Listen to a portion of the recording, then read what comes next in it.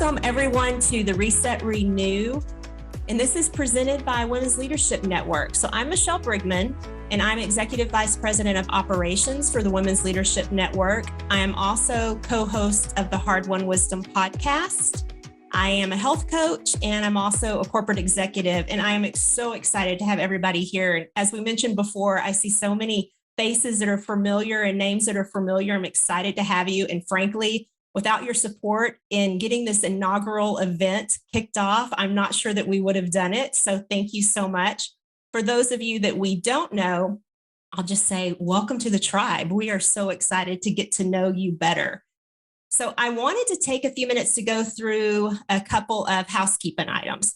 First of all, like I said, everyone is on mute. And I would just invite you, if you have any questions throughout the event, please go ahead and add them to the chat.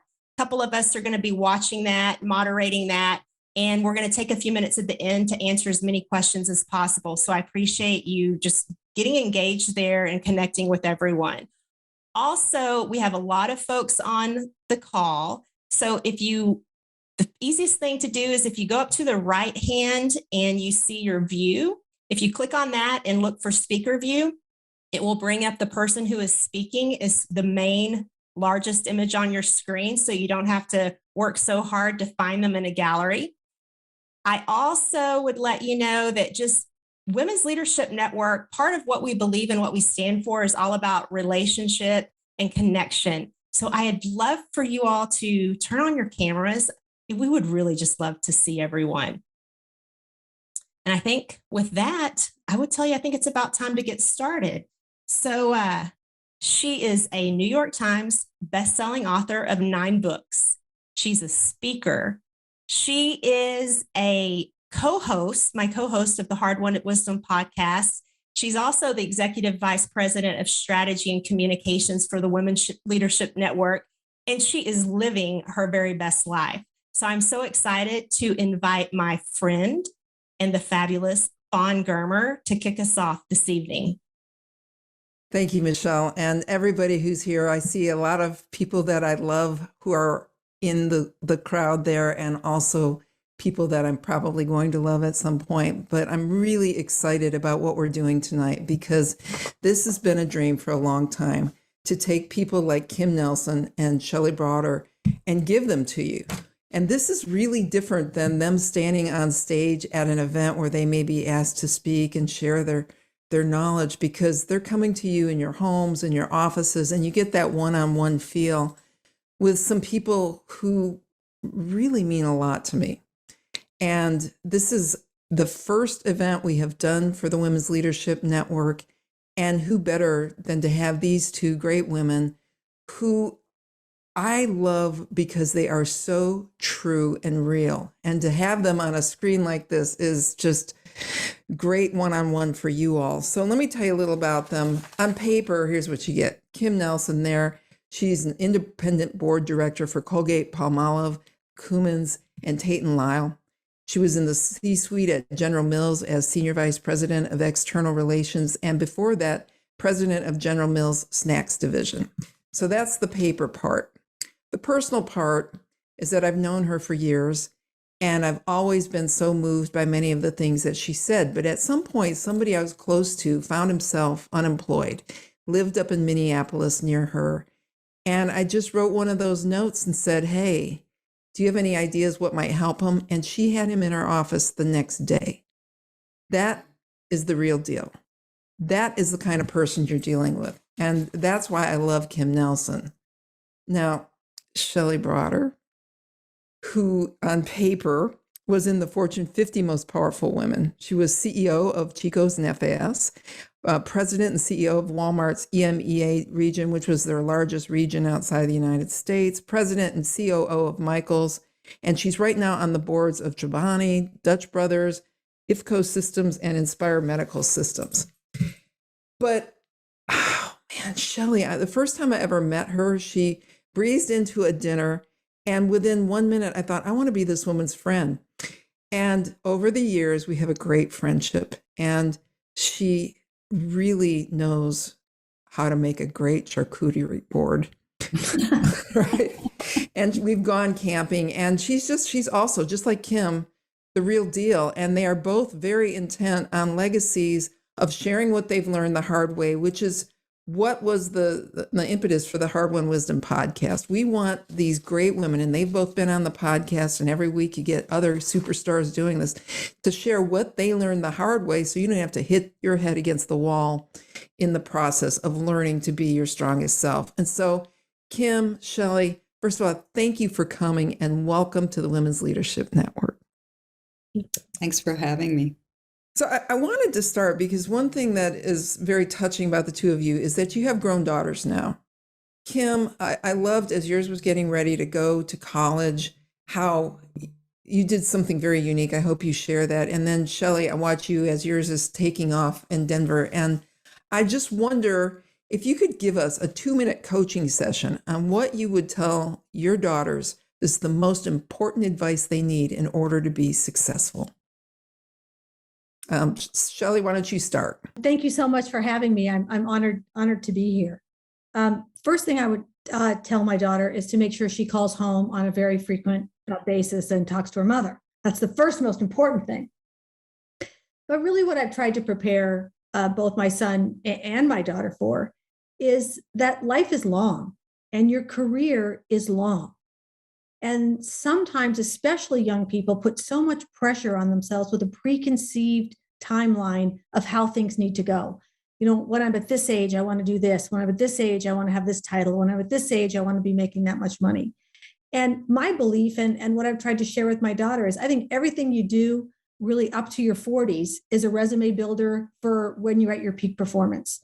And that finding joy and fulfillment and being a lifelong learner, and that I believe my career is based on thousands of lateral moves, and that I wanted to understand the businesses that I was in from a 360 viewpoint all the way around and know all of those parts.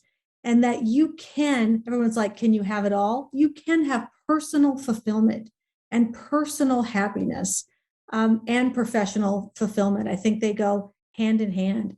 But to really believe that your life journey is a learning experience, not a performance metric that you're going to be measured by. Well, that's beautiful. Kim.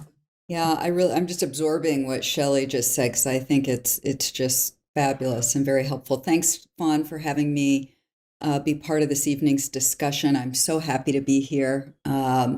You know, when you say give advice to two daughters, anyone who's got daughters in their early 20s out there knows that they don't listen to our advice, but we give it. And I actually wrote a book for my daughters when they went off to college called On Life, Things I Should Have Told You, that was chock full of all the advice that they refused to listen to at the time. So I put it in a book and thought maybe they'll listen to it when they need it.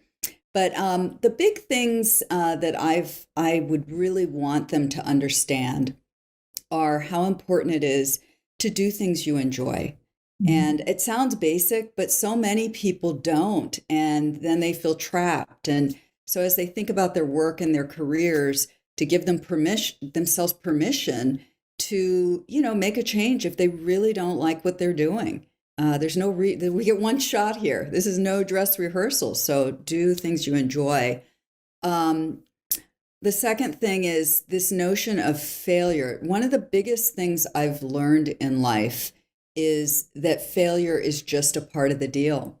And we spend so much time not wanting to fail, trying to prevent our children from failing, ourselves from failing. We don't want to be embarrassed. We don't want to have a project go wrong, but it happens. And I think I wish I'd understood that earlier, that it's just part of the process. It's part of the journey. It's part of what Shelley was saying. Being a learner is learning from failure. And in fact, I once heard a speaker say the word fail for her stands for first attempt in learning, FAIL, which I love. So, you know, that would be the second thing. And then the last thing is the importance of taking care of oneself And, you're going to work hard. We all work hard. But self-care, and boy, in COVID, I think we've all felt it more than ever as I think about my girls, physically and emotionally, understanding that you got to kind of, there's a care and feeding thing to life. And you have to take the time out to do the things that allow you to reduce your stress, manage your stress, eat well, all that kind of stuff. So those are some of the things that I'd want my girls to keep in mind as they build their careers. Just the idea of a mother caring so much for her daughters that she would write it all down. And Kim, you published it. It's a real book. Yeah. and when I saw that, I thought, wow, because that is going to be the thing. It's going to outlast everything. And your grandkids are going to get it, and the great grandkids. And what a great gift that is. And that you filled it with that kind of wisdom that you just shared. I think the failing idea that you mentioned was really powerful right there. Is there a failure that you want to share? And then Shelly, I'm going to ask you that too, that you learned from. Googa I've had so many, but one I had early in my career that was really developmental for me. And I was working on Pop Secret Popcorn, and my career was at General Mills, and I came up through the marketing organization. And I'd been fairly successful on popcorn, but one of the things that I did, so I was in a turnaround situation, was I had this idea of launching HBO Popcorn. It sounds great, right? Movies, people eat popcorn while they're... So I negotiated the deal, went out to New York with my lawyer, and we put this thing together, and we just thought it was fabulous, and sold it to our national sales organization, and it absolutely bombed. And it was the first major failure I had in my career that really rocked my world. And it was such a public failure, and it was something that I had the bullseye on my back. There was no question whose project this was. And I'll never forget going into one of our sales directors' offices, national sales director. There were three of them, Jim Kula. And he shut the door and he said, "You know what, Kim? It was a good idea. It didn't work. A lot of things don't work. And, I know you feel like whoever you're talking to, they're thinking, oh, Kim failed. Everybody will forget about this. So you have to move on. You're the same person you were before this project, and you just have to kind of push that behind you and move forward." And it was such a kindness that he took the time to do this, to tell me that. But it actually did help me just kind of move on, shake it off and move on to the next thing. So that's one of my big failures. A great story. Shelley, what have you got in that department? Well, and for Kim too, it's hard when you're right and it's still a failure, or it's delicious and it still doesn't sell, or it's clever and it still doesn't work. Those are tough failures too. I would say the failure that of the dozens I could pull out of my Rolodex, probably the one that I'll share with you tonight is really about leadership, just sort of a failure in leadership and really understanding the role of a leader. I worked for a terrific company, Hannaford Brothers in New England, and I was promoted amongst my peers. And when you're promoted amongst your peers, it's awesome because you know the team, you know the players, you know the lay of the land. But it's also awful because they were your buddies and your pals and your partners. And as much as you think you can run a flat organization, businesses are shaped in pyramid structures for a reason. And it was really the first time that I had managed and led a group of people who were older than I am, who were significantly more experienced than I was. And I had a real worry, in my own confidence level, whether I could do that job or not. And so in the first several meetings that I had as a district manager with that team, I said, listen, I'm just going to be the spokesperson. It's still just us. We're going to work the same way we always have. I'll just sort of, be the barrier breaker, and it's just us, it's going to be great. And what that did is it took away my ability to have any kind of authority or direct that team. And then when obviously that wasn't working, and I tried to amp up the sort of directive nature or require that things be done in a timely manner, then suddenly, boy, hadn't I changed. And I wasn't that, same person. And that's not how things were supposed to be.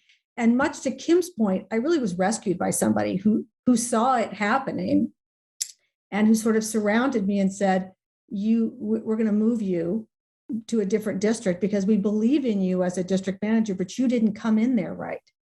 Mm-hmm. What you should have said is, it is going to be different. I am the leader of this group and not a peer, and it will feel weird at first. And I'm going to be trying out my new positional power and personal power, and you're going to be learning how to deal with that and accept that, and we're going to work together, but it will feel weird at first, and be more transparent with that team. And much like Kim, I think it was somebody who saw potential and said, rather than just letting that failure sink somebody, let's move them somewhere else where that can just be a great life lesson. As you ratcheted it up and started rising up, did you find that it was lonely at the top? For me, I think if you're doing it right, it is lonely at the top, because there is it's both wonderful and exciting and dynamic and fun, but there is a burden to real leadership and a burden to real responsibility that sometimes only you can share and only you can bear.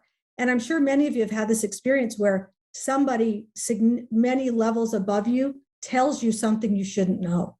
Mm-hmm. And if you've ever had that experience, it can be quite scary because you don't have the view to understand that piece of information. You don't have any ability to make any change in that.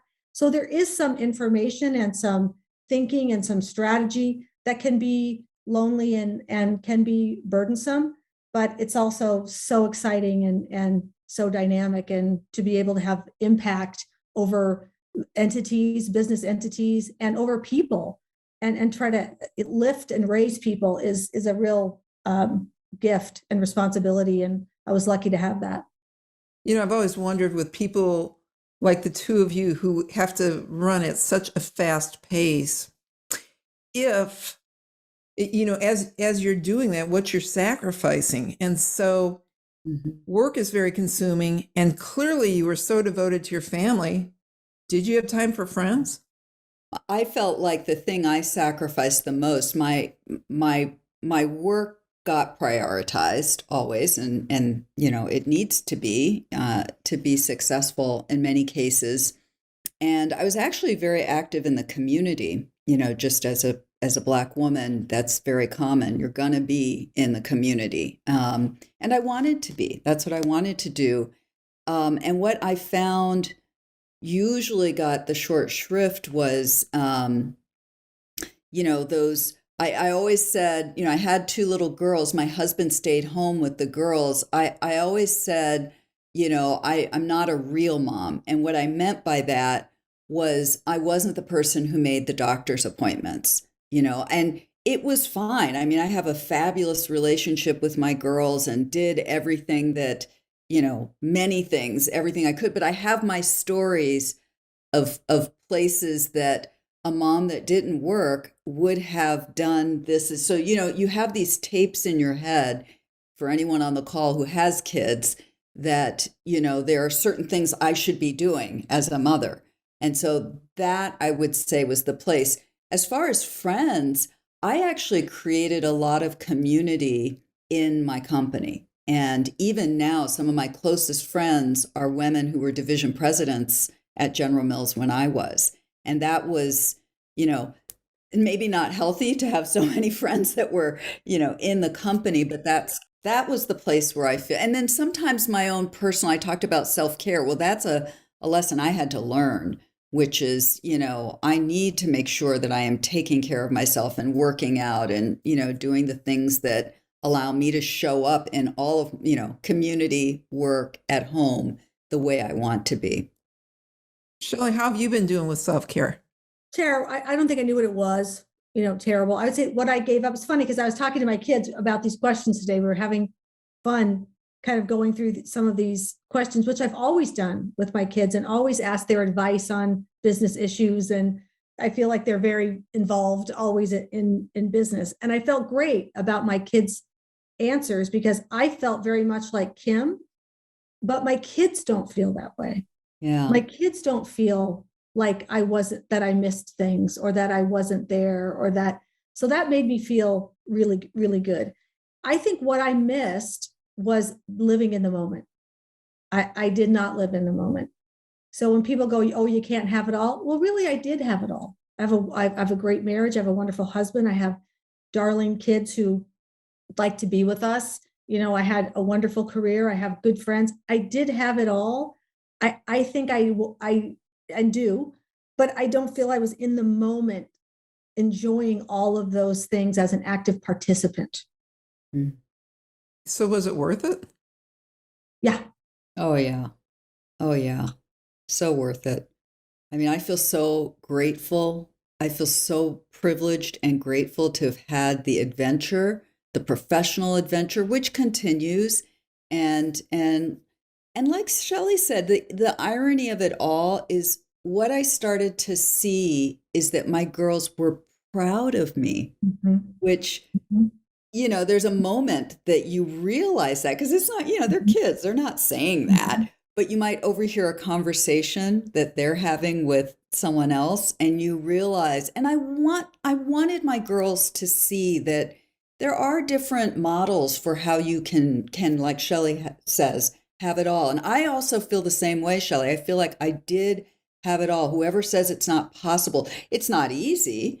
And, you know, it's at different times. You're always, you know, there are times when it's flying at work and you realize you just aren't contributing the way you want to in another part of your life.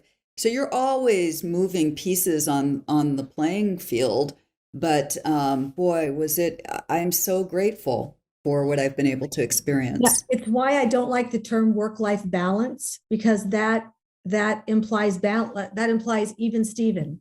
And it's not. Sometimes you're a better executive than you are a parent. Sometimes you're a better parent than you are an executive. Sometimes you're a better friend, but it all sort of balances out. And I think the self-care piece and the awareness of that now is really one of the great transformations of the pandemic, and really just of the last few years, is this concept of taking care of your mental health and your physical health. I think that's awesome. And people are actually talking about that. You know, I'm curious, when I was young, before I got out of college, I had a goal that I would get out of college and be a feature writer in the Braden Herald. I thought that's what my career would be. And clearly I went beyond that. Mm-hmm. What did you all expect for yourselves, Kim? Well, I thought I was going to be a diplomat. So that was my plan. I went to the School of Foreign Service at Georgetown and fully anticipated working for the State Department and government and, you know, being an ambassador one day. You know, that was sort of my life plan. And then somehow I got sidetracked along the way and stumbled into business. I stumbled onto Wall Street in New York and found that I really liked business, but was totally unqualified to be in business, and went back to business school, got a MBA, and was recruited by General Mills, and the rest was just sort of followed through from there. So you knew that you could do something great? No. Well, diplomat is not any chump change job. Yeah, but I mean, that was like the dream. It wasn't like I'm going to be a, you know, ambassador. I feel like, you know, even when I look back at my ambition for myself in business, it's not like, I mean, I've met, you know, I've had employees that have more ambition than I had when I started at General Mills. I just wanted to do a good job, and I wanted to make a contribution. I wanted to learn. I wanted to advance my career. That's how I thought about it. But every promotion, it's not like it was a shock, but it was a bit of a, wow.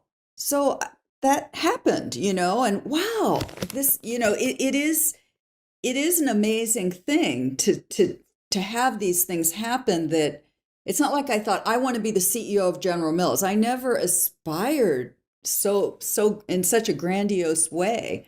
I really just wanted to do a great job and make a difference.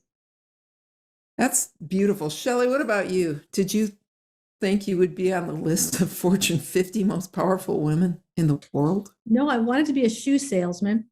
And I would go in my mom's closet and organize her shoes. And then every day when she would, get dressed, I would go pick her shoes out and then get down on one knee and put her shoes on.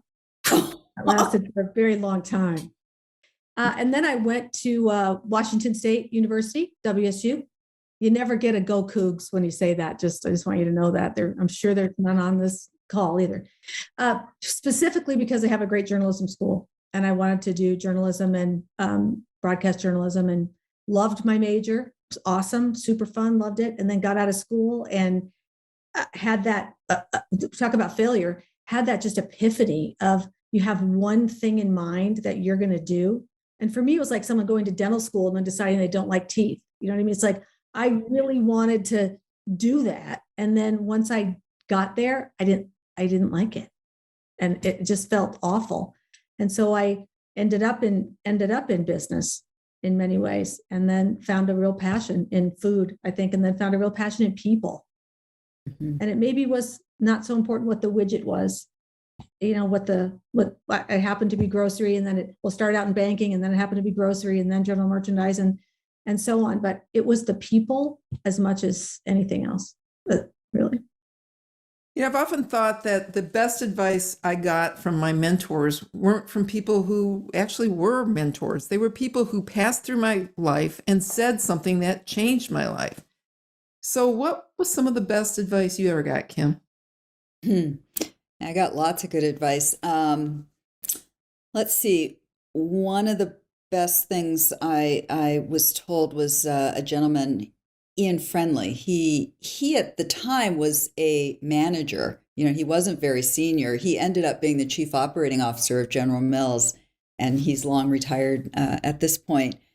But I was in one part of the company. It was actually the cereal division, which is very heavy on advertising and promotion, and you're going to make millions of ads and work very closely with ad agencies. But because the whole division is cereal, the supply chain piece is you don't own the supply chain. It wouldn't make sense. It's more centralized. And I was moving into Yoplait, which is, a smaller division, and you would own every piece of the P&L, like a more traditional P&L leadership role. And I was so stressed because I felt it was 5 years into my career. And I felt like I don't really know how to do that. I know how to do this other piece, but I don't know. And I'm worried that I'm going to get there and look like an idiot. And I remember Ian took me aside and he said, Kim, you'll learn what you need to know when you need to know it.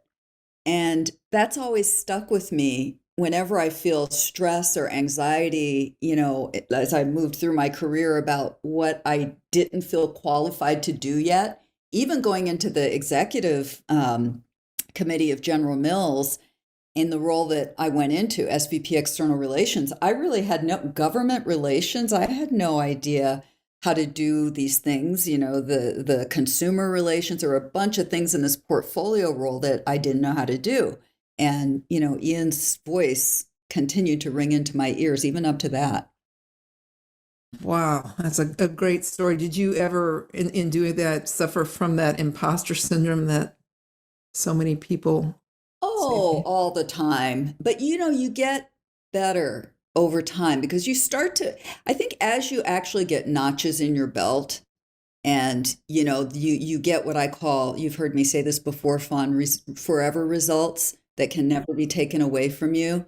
That, they can't be attributed to someone else, or, you've been in place so long and you got the bullseye on your back again, but it works in a positive way.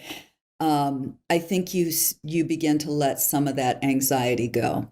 At least that's been my experience, and feel like, no, I've earned this. I should be here. It's all good. Shelley, how about you? What's some of the best advice you ever got? Two pieces of advice. One kind of hurt my feelings, but I think was really transformational. And it was when you're coming up in the business and you start to aspire and start to think, you could be a district manager or a director or maybe an associate vice president or vice president, and you're kind of a hard charging person, your efforts aren't invisible, right? Your efforts are not invisible. Your efforts are very visible, and you're at the meeting early and you try to have the best seat and you're taking notes. And if you're raising your hand and you're participating and, you're going out there and you're trying to get it. And I kind of failed to miss that junction of when I kind of started to make it. Like I was already considered a leader in the company and considered a high potential person. But I never turned down that, ooh, pick me. I know the answer. I'll volunteer for that. I'll run that project. I'll do this. And then thanking people for including me in this meeting and thank them for inviting me on this trip. And I had somebody in a very senior position in the company pull me over and say, you've already made it and you're the only one that doesn't know it. And you got to tone that down. Wow. So what did you think when that bomb was dropped? Well, that person was such an ass, but but because he's such an ass, he was able to not sugarcoat what was really honest and true feedback that would have hurt me had I not dialed it back. And then it's funny because later in life, I've met other people who, the leadership team's going out to lunch and they just start inviting, a couple other people who they know are going to be on that leadership team. And there's one guy that I used to work with, and he would always say, "Oh, thank you so much for inviting me to Subway with you and your team." And I'm like, get out. But it was that same thing. It's like, he doesn't know he's already part of the leadership team. And if you don't start to see yourself as that, you're always going to be junior.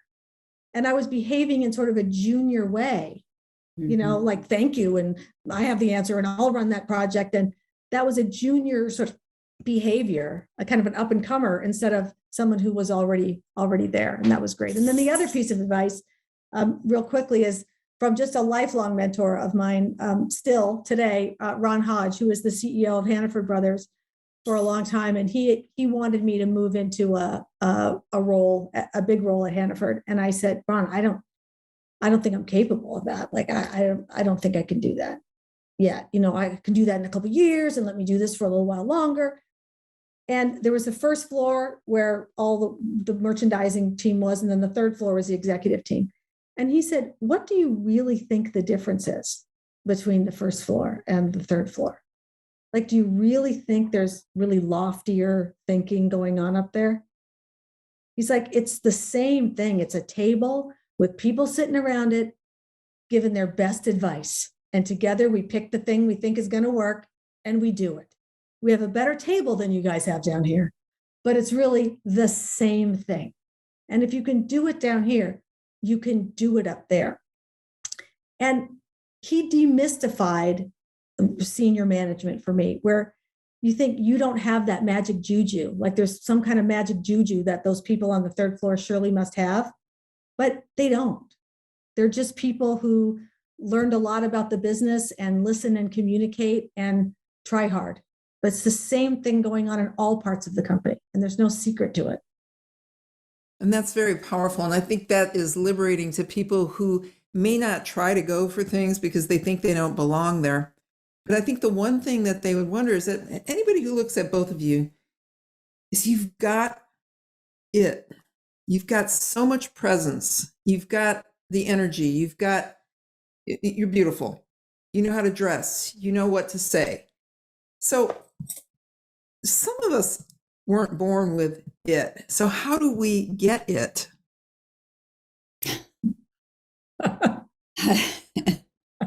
None of us are born with it.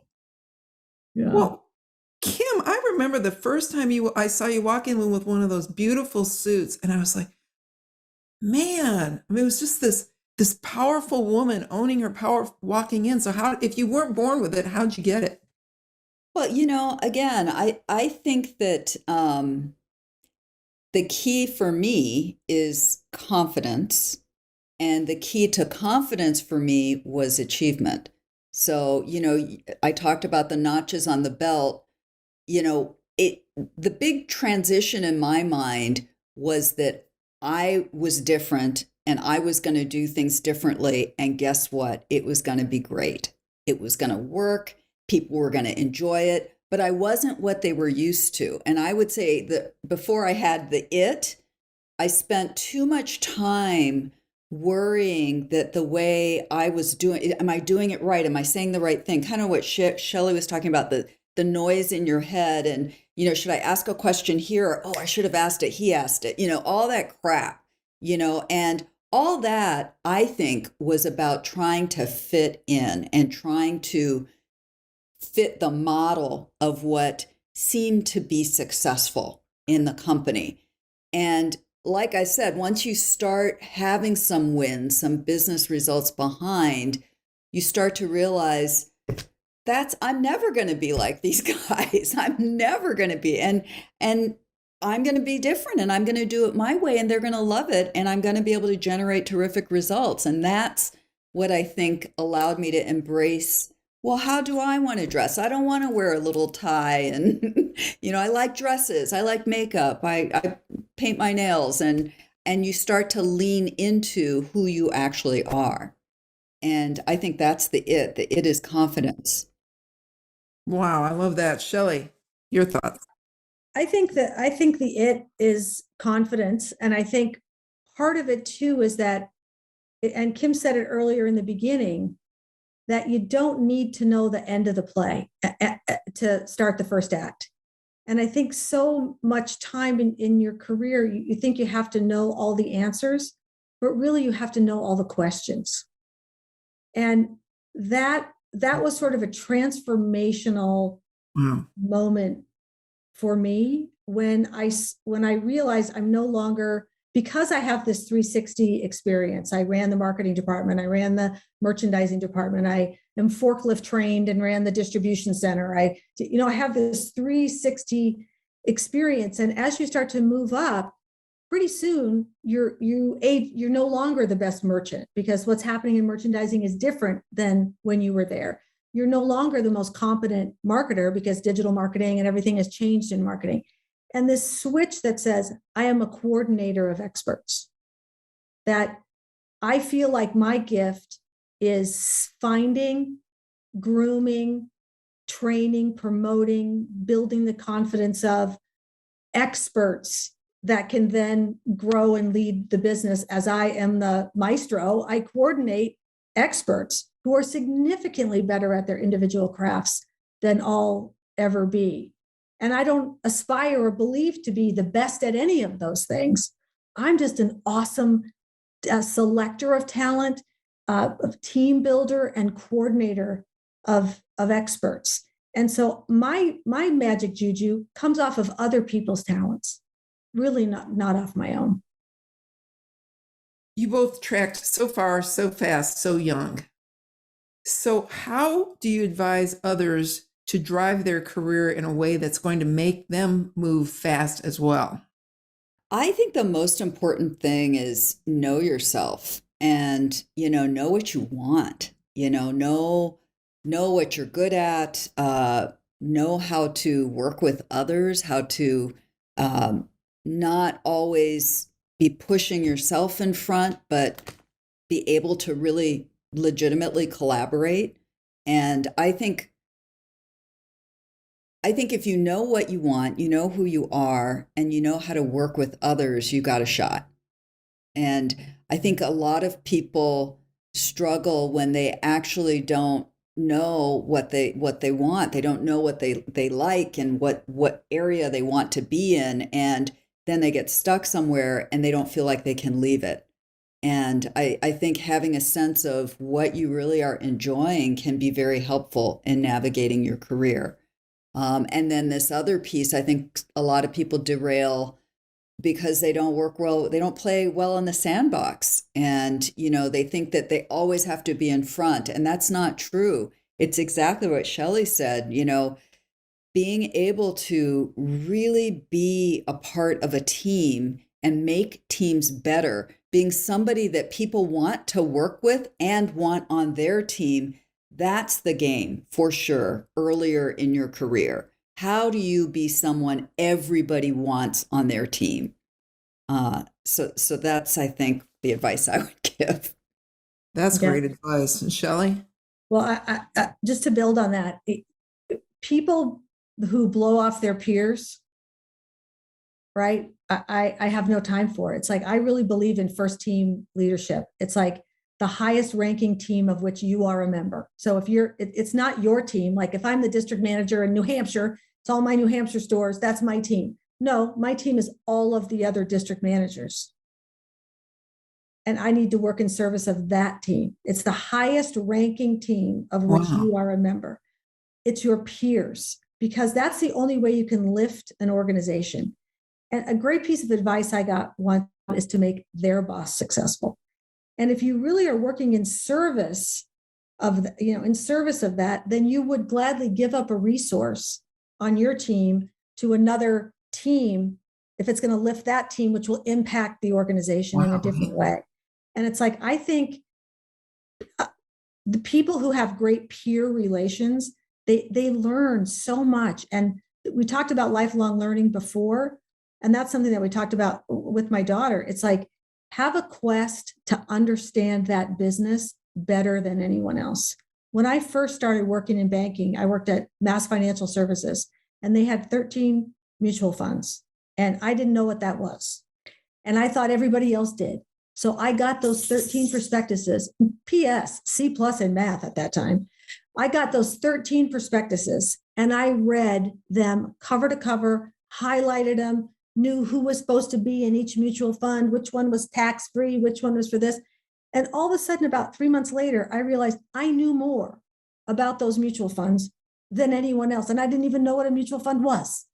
So this idea of learning your business and learning your trade and learning your craft and asking questions, it's amazing how many people just stay in their box, in their silo, and don't even know how their piece of the business interacts with the rest of the business. I'm going to ask you one question and then see if any of the people with us have questions. I have more if we need them, but I did want to ask, after all is said and done, what would you like the first paragraph of your obituary to say? Kim, are you ready? Because I know you know what Shelley's going to say. I know. I better go first. Shelley's got a killer one. Believed life was precious, did not waste a drop. Oh, wow. She may have got you, Shell. I asked my kids what it should be, and I thought theirs was pretty funny. It said, world's oldest woman died of fabulousness. I just like the world's oldest woman part very much. Well, and then my sister's was, loved by her animals, her friends, and her family, and in that order. That is the best. Well, okay, let me throw to Michelle. Michelle, do we have some questions? We do. So you're going to love this one, Fawn. Kim, what's the title of your book? Oh, it's wait, I have been nagging her to write this for a decade. It's called On Life, Things I Should Have Told You. They want to know where they can get it. They can get it on Amazon. Oh, is it on Amazon though? Yeah. Mm-hmm. On Life, Things I Should Have Told You. I was thinking the other book that I've always been nagging her to write is because she says that everything she needed to know about leadership, she learned as a mom. My kids. Yeah. Yeah. I'm going to write it. I don't know when. I will write it. You're kind of busy too. I was baiting you for that, Fawn. I knew. And by the way, Stacy Weedy says, go State of Washington. I just want to add that one in there. So go Cougs. Shout out. All right. It's they're the Washington State Cougars, and it's the Huskies versus the Cougars in Washington State. And if you grow up in that state, you're either a Cougar or a Husky, which never had a weird connotation until really the last decade. And so when you're at a meeting and someone goes, oh, I went to Washington, I go, I'm a Cougar. It doesn't have the same. And it's funny because if you're really from there, you don't think about it at all. Of course, you're either a Husky or a Cougar, but that doesn't play in the other, 49 states like it does at home. Let's just put it that way. But it still plays. I love it. So I have a couple of more. So what are you doing different? So we were talking about living in the moment now. I think Shelley, you mentioned this. What are you doing differently now that has taught you how to live in the moment that you wish you would have known whenever you were guns blazing, doing all the things? Life is long, right? Life is long, and jobs are long, and careers are long, and at the same time, things go so quickly. And if we talk about what we sacrificed, it really was health, and probably mental health too, but physical health. And I think about things like my travel schedule. I was out of the country 165 days my last year at Walmart. So not just out of the country. And so that kind of pace, and that grinding pace, and that never sleeping, and having a different part of the business in every time zone, so it was never over. Like that sort of constant grind, and never thinking about, what have I done for my body? What have I done for my soul? What have I done for my mind? I just didn't really think in those ways. And I really do now. I'm much, much more conscious of it. A lot of people know that one of my heroes was Brenda Barnes, who was the first of the big women CEOs. She was the CEO of PepsiCo North America, and had a brain bleed at some point in her career, never worked another day. And it was caused by that kind of travel you just described. She was working 24/7, the stress. And after she had her first stroke, and whenever I would talk to her, she'd always say to me, "Are you sleeping? Are you getting enough sleep?" And that is something I think you all sacrifice a lot of, but we have to remember there is a painful cost for that. It's a gamble when you're doing it. Yeah.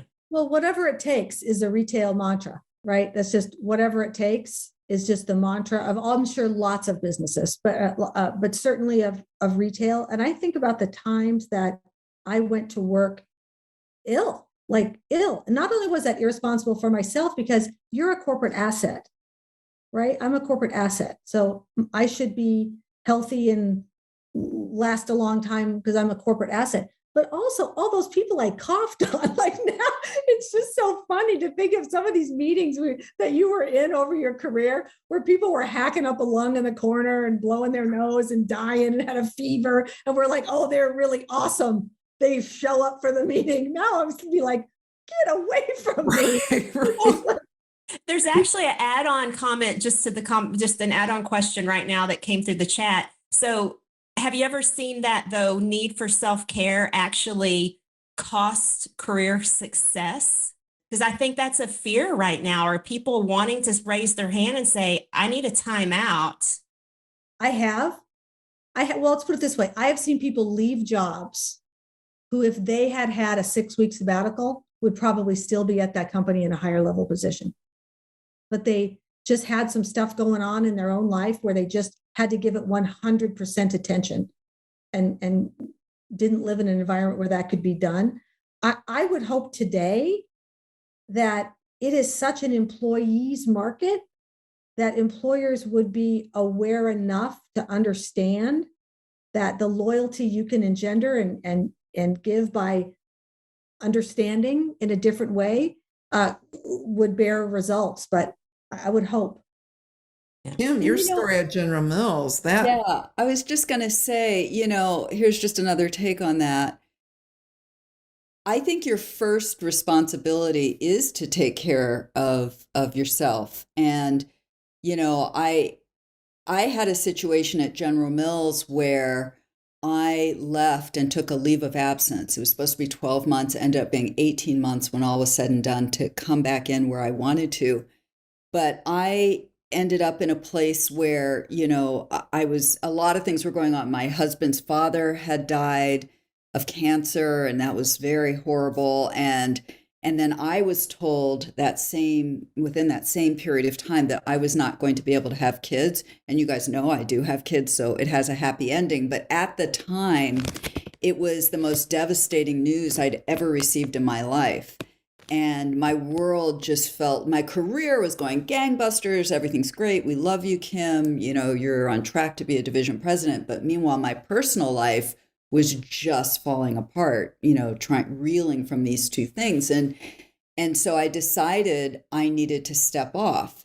And I did step off. And at the time I made the decision, in my mind, my thought was, I don't know what the impact of this will be on my career, but in the end, I'll just go work somewhere else. I mean, I need to step off. So I guess that's what the one thing I would offer for everyone to just be thinking about is, you know yourself best, and you can't be so afraid. I mean, the job market's never been better. It's just a job.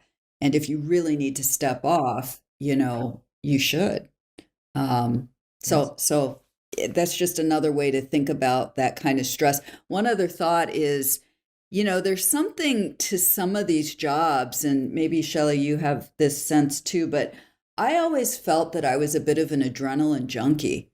Mm-hmm. And you're going so fast 24/7, you're racing all the time. And the shot of adrenaline when you nail something, whether it's the big national sales meeting pitch or you get awarded this or whatever, I think it's real. And so I almost felt when I left, my whole body, everything it took time, a good 6 months to just come off of living at that level where you're going from this trip to that trip and this presentation to that presentation and this board meeting to that board meeting. And, so it's not for everyone either, and you have to really kind of make those decisions about how you want to live your life and what life you want to live. And for me, it was worth it. It was what I wanted. And,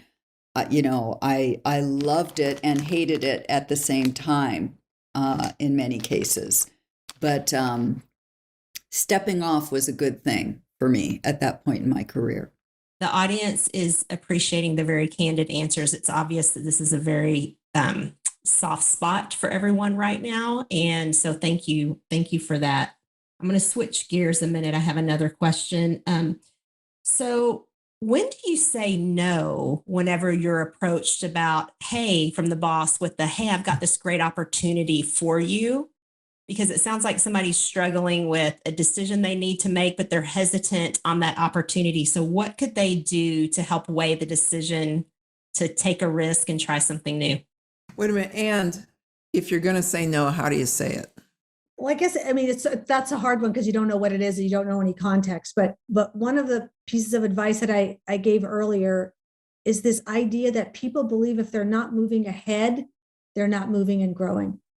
And I believe, again, that my career was built on dozens and dozens and dozens of lateral moves, of going to a different division to learn something new, to fix something, to repair something, to add diversity in some cases, I know early on. And so don't be afraid of an opportunity if you don't see the path upwards. Don't be afraid to learn, something new. I love that part of Indiana Jones where he's got to cross over that big cavern and he sees no bridge, but every time he takes a step, another plank appears. That's another switch that happens in your brain as an executive where younger, you believe you have to know, again, how to build that bridge and the bridge needs to be there before you take that first step. And pretty soon you realize the magic is you don't. That when you take that step and the plank comes out, it will become more obvious where that next plank should be. And that one will lead you to the next one and the next one. And so I would say, one, if it's a move that you consider even a step back or a lateral, will it help you know more about your business and have an unbeatable resume when the big jobs come up because you will have a different view?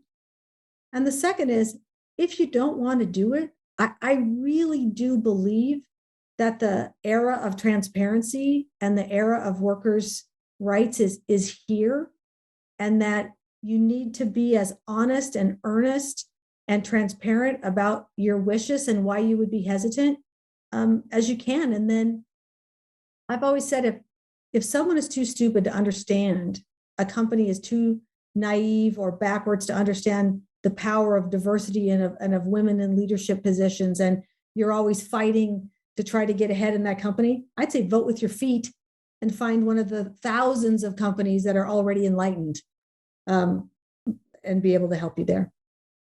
Awesome. Powerful. I just have one build, which is, it's often helpful in these situations to talk to someone else, like a mentor or, somebody who's senior to you, because a lot of times you just don't see it. As I guess that's what Shelley's saying. You don't have enough perspective. You're not high enough in the organization to see what they're trying to do or see the company's need. If the company really needs you to do something, go do it and go kill it. That's kind of my mindset. I'm very much a put me in coach type of gal. So, I feel like you show me the opportunity, you show me the crappy job, let me show you what's going to happen. That was my sort of ethos. But like Michelle or Shelley's saying, is if it's something that it's patently, it really isn't something that you should be doing, and you feel like it's just, with counsel, you feel like there's nothing there, you really have to be willing to, to push back, I guess. I never did, honestly. I'm just being honest. I took every opportunity and had my arguments. I talked about the popcorn job, which was a turnaround, and I actually did not want to go into that. Well, I wanted to go to popcorn before I went to yogurt. And I went to them and said, "Oh, I want the popcorn job." And they said, "No, that's for someone else." And I went again. And finally, I talked to the head of that division. I said, "I really want this job." And he did me the favor of saying, "Look, you need to go do this job. You go do a good job in yogurt. This job, the popcorn job, is prepared for this other gentleman. You go do a good job in yogurt, and I'm going to have you on that desk. It will come to pass. But you need to go do this yogurt job." And it turned out to be a great thing. He was right. I did need that. So, it's a tricky one for sure. Thank you all so much. Fawn, I will turn it over to you. The thing that has been so great about tonight is it has made all of us feel more confident in ourselves. Truly, just, that visual of the plank showing up and knowing that we can do things and belong where we think we don't belong. And I don't even know where to start to thank you all. And to the people who showed up tonight, I'm so glad you did. Please make sure you check out womensleadershipnetwork.com. There's a lot of content in there. Join us there. We're going to have a lot of events. And this is really about you giving this kind of access, so you get this kind of mentoring that you couldn't get anywhere else. And so go to womensleadershipnetwork.com. Make sure you get to the Hard Won Wisdom podcast every week. There's a new podcast every Tuesday. This week is Betsy Bernard, who was the first woman president of AT&T. And just come and join us next month. We've got a wine and Zoom and some other stuff going on. So we really would love to have you there. But in this moment, also, I have to have a secret. Shelley and Kim, stay on the call. I want a glass of wine when we're done. But thank you so much for your time. This has meant something to these people who are listening, and I just want to thank everybody for showing up. I wish you the best 2022 possible, and I hope you come join us at the Women's Leadership Network. Thank you so much.